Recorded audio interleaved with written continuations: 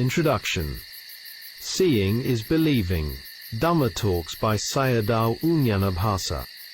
The following translations are instructional Dhamma talks on practice by 3 Burmese teachers. I do not know much about their personal lives. These Dhamma talks were offered to me by Upasika Dale 3 of New Zealand, including Dhamma talks by Mogok Sayadaw. Therefore I am able to share the Dhamma with others. I give the title to Sayadaw Nyanabhasa as Seeing is Believing, because the talk is about the yogi's experiences in practice. This is not meant in the worldly sense of viewpoint and experience. Seeing the Dhamma is seeing with a purified mind. Such seeing will never deceive the yogi. With the ordinary 5 senses and an impure mind, however, seeing can deceive us. For example, when we see a hill from a distance, it may appear to be a mountain, but when we come closer it turns out to be quite different. In the same way, all worldlings have distortions, or vipalasa, because of defiled minds. Therefore, they perceive, see, and view the world with distortions, and their actions and behaviors become unskillful. With material development, human beings become more greedy and deluded. They seek the essence of life in the external world, pursuing gratifications of all kinds, but they will never find it. Instead, they become more and more discontented and confused. They do not see the many dangers that gratification can bring to human societies.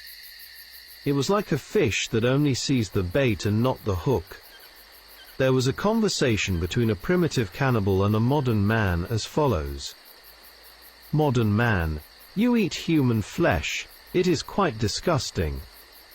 Cannibal: oh, wait a minute, we kill human beings for food, but why do you modern men kill humans without eating them? So you modern men are more disgusting. Some world leaders and politicians should reflect on this point.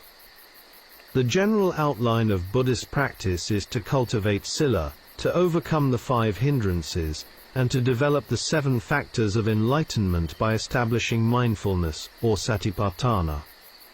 Therefore it is very important to know the nature of the 5 hindrances, and the 7 factors of enlightenment. In the Bojjhanga Samyutta the Buddha mentioned them. The 5 hindrances are unskillful, or unwholesome dhammas, so they defile the mind. They are makers of blindness, causing lack of vision and lack of knowledge, detrimental to wisdom, tending to vexation, and leading away from nibbana. The 7 factors of enlightenment are the opposite of this. The nutriments for the hindrances are as follows. For sensual desire, the sign of the beautiful, frequently giving unwise attention, or ayoniso manasikara, to it, is the nutriment for the arising of unarisen sensual desire, and for the increase and expansion of arisen sensual desire. For ill will, the sign of the repulsive, patigha, is the nutriment. For sloth and torpor, these are discontent, lethargy, laziness, stretching, drowsiness after meals, and sluggishness of mind. For restlessness and remorse, this is unsettledness of mind, and frequently giving unwise attention to it. For doubt, there are things that are the basis for doubt, and frequently giving unwise attention to them. With unwise attention, the 5 hindrances arise, and with wise attention, or yoniso manasikara, the 7 factors of enlightenment arise. According to the Buddha, someone who has not developed and cultivated the 7 factors of enlightenment is called an unwise, dull person. But one who has developed and cultivated them is called wise and alert. Therefore, according to the Buddha's standard, all worldlings are unwise and dull, while practicing yogis and arahants are wise and alert people. This is also one of the reasons there are many problems and much suffering in societies and around the world. In Singapore, Sayadaw Uttamo gave a Dharma talk on the exhortation of Buddhas and the power of mindfulness. The exhortation of the Buddhas is found in the Dhammapada, verses 183 to 185. Verse 183 says, "Not doing any evil, the performance of what is skillful, the cleansing of one's own mind, this is the teaching of the awakened."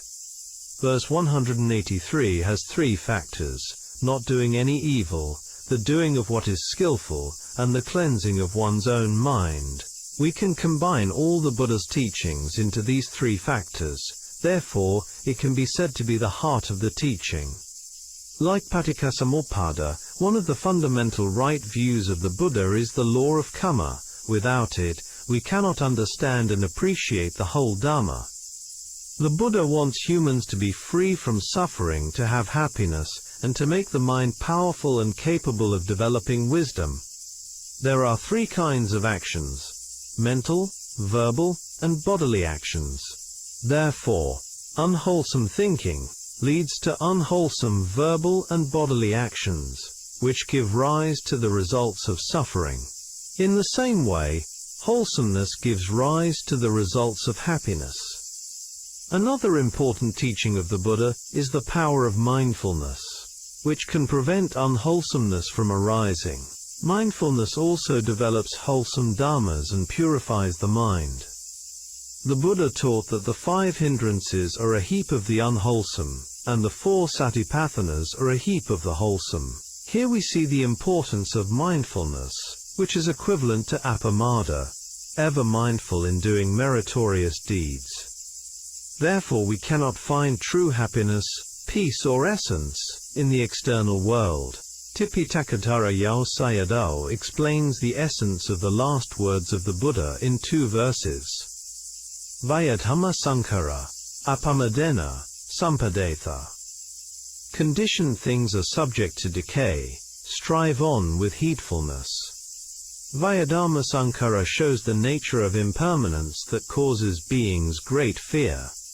Appamada Dhamma expresses the essence of life.